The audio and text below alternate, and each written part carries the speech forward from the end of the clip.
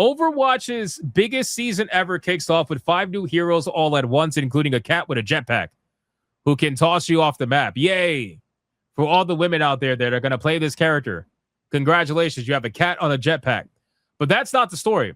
The story is the fact that apparently Overwatch 2, which launched as Overwatch 2 for a reason, has not provided the gamers with any of the actual promises that they said they were going to give by launching Overwatch 2. So you know what they did? So many years later, they now changed it back to Overwatch. Guys, they are legit. Like, this is this legal?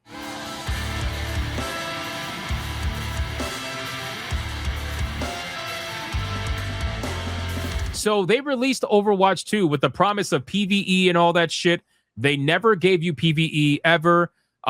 They completely dropped their promise on that. Kind of similar to how Blizzard ended up dropping their PvP promise in Diablo 3. Remember how they promised that on the box, by the way? Remember on the box art for Diablo 3, it said PvP, and then in like small text, they said in a future update, but it said PvP on the box. Then they dropped that completely. And then in Overwatch, they dropped PvE after promising it. And they gave the excuse of, we just don't have the ability or the funds to do so. But here's another pansexual character for you to play as. They dropped it all completely, right? And now apparently they're going to be dropping the 2 and going back to just Overwatch. So no story mode, no PvE, no nothing. You literally, like, all this investment that people did into Overwatch 2. And granted, I believe Overwatch 2 was free, so it is what it is. But it still means that people were investing their time and they were investing their money in microtransactions in a game that thought it was going to have a bunch of these updates like PvE and story mode, and then never came. And now they're going back to just regular Overwatch 1, the name, and Overwatch 2 never existed. So for the last years, what the fuck were people playing? This never existed? It's so weird, man. It's just like, it is the weirdest thing, to be honest with you. But this is where we're at. You couldn't even transfer progression from the first game over to the second game. So then what the fuck are they doing? Are they going to combine the progression, or are they not going to combine the progression? Because that's a little weird. You know? All these big companies being stupid as usual. Yeah, it is. And of course, the journalists are like, the future of Overwatch looks brighter than ever before. How, bro? How? They're literally going back to what they were before, and they're saying, oops, sorry, we're not going to give you what we promised. How is it brighter than it's ever been? Man, these guys just love fucking, like, licking Blizzard's balls. They really do. At least you get a cat. All right, bro. The last thing I expected Blizzard to do is change the name of Overwatch 2 back to Overwatch 4 years after the game came out. But as announced during the recent Spotlight video, that is exactly what Blizzard is doing. Most of the sequel's life has been about earning that too. So why change it now? The reason, according to Blizzard, explained to PC Gamer and other press attending an event at its offices in Irvine last week, is all about the development team's confidence in Overwatch's future. Starting next week, Overwatch is going to look a lot different, literally with a new UI, 5 new heroes, and a kickoff of a whole new storyline. Its 21st season, coming February 10th, will instead be known as Season 1 of the Reign of Talon, a year-long narrative that will be told through in-game events, cinematic short stories, and comics. It's a season that game director Aaron Keller calls the biggest launch we've ever had in Overwatch's history. But what about all the other shit? What about all the other shit? What about the PvE mode?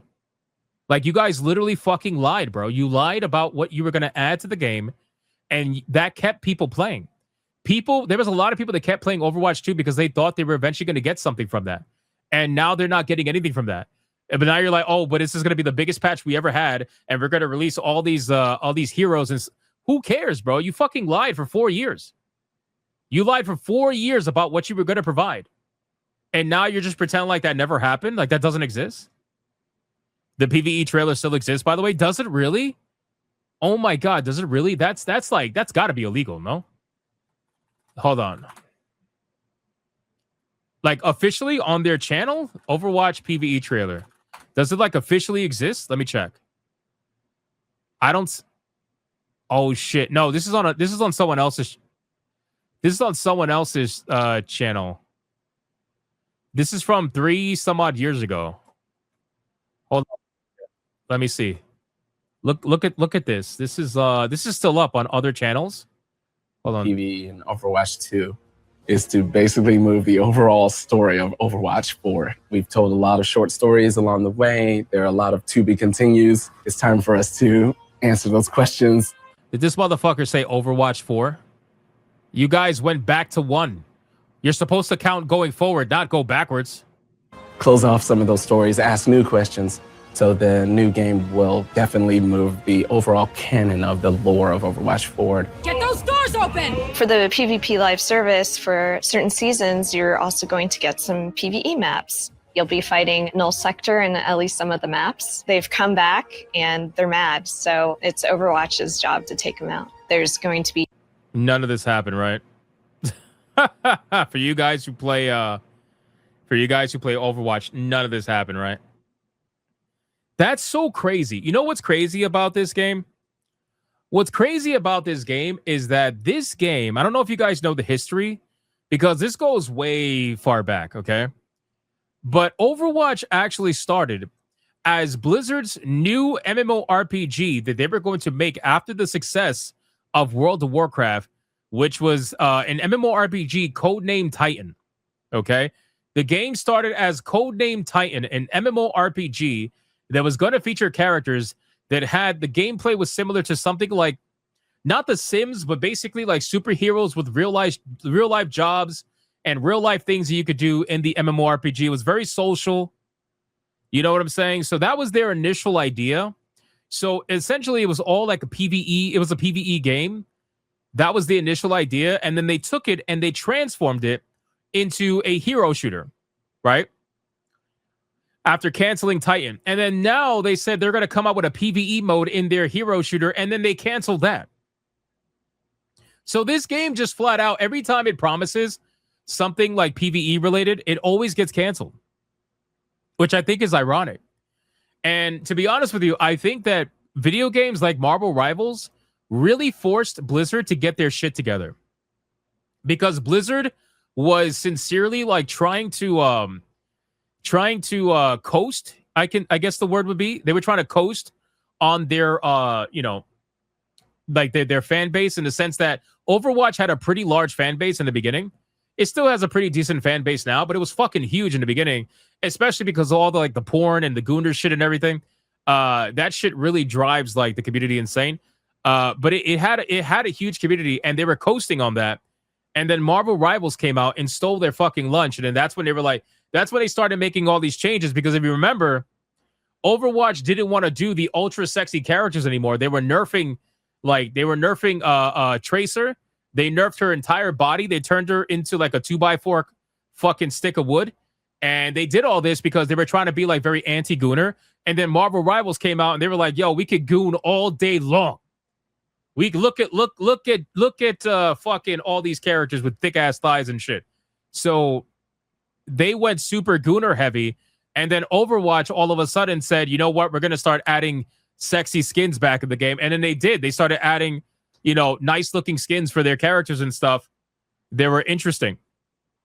So all of this, I think, not all of it, but I think a lot of it has to do with Marvel Rivals and the overall like reaction to that kind of a video game, because I think that honestly caught them by surprise. I think Marvel Rivals is to Overwatch what Palworld was to Nintendo, just not as big. You know what I'm saying? Because Palworld obviously woke up Nintendo, because Nintendo was fucking sleeping. Nintendo was sleeping, Game Freak was sleeping, Pokemon was sleeping. They were all sleeping, and they were riding on their nostalgia, and they knew that their customers were going to buy whatever the fuck they put out. And then Palworld came around and stole so much money from the sleeping giant that was known as Pokemon, because they just left it out there for them to take. And I think it's the same thing that happened here with Overwatch and Marvel Rivals. So I would not be surprised. But anyway, let's continue. I find this to be really interesting. Content for you to immerse yourself in and continue to play over and over again. A lot of the older guys from the original Overwatch team, they're coming back, but they need help with some of the younger generation, like Brigitte and Lucio. So we're going to tell the story of how Overwatch basically gets back together. Another thing we want to do with the story is to showcase more of where the characters are from. For example, Torbjorn is from Gothenburg. Players will get a chance to see what Torbjorn's factory looks like. You can play PvE with your friends and immerse yourself in the world and stay inside of it a little bit longer. Wow, this is incredible. All right, well, that's basically that. So, in any case, I think that it's insane that they are able to just change the name like that. I think it's fucking wild. I think it's insulting to the people who gave money and time, especially time, who gave money and time to this company, Blizzard, Activision, whatever you want to call them. And there's just no level of respect there. There's no level of respect. Blizzard is the only, I swear to God, they're like the only company now, because they were never like this. Like when they were original Blizzard, they would make you wait and wait and wait until the game was perfect. Now they're not like this, right? I think it's insane. They're the only ones that put out all these promises and then they're not delivering on them. And they're just like, well, we'll just give you more heroes and like more skins and stuff. Don't you guys want that? More heroes, more skins? It's crazy. I think it's crazy. I really do. I don't know. All right. Anyway, it's all good.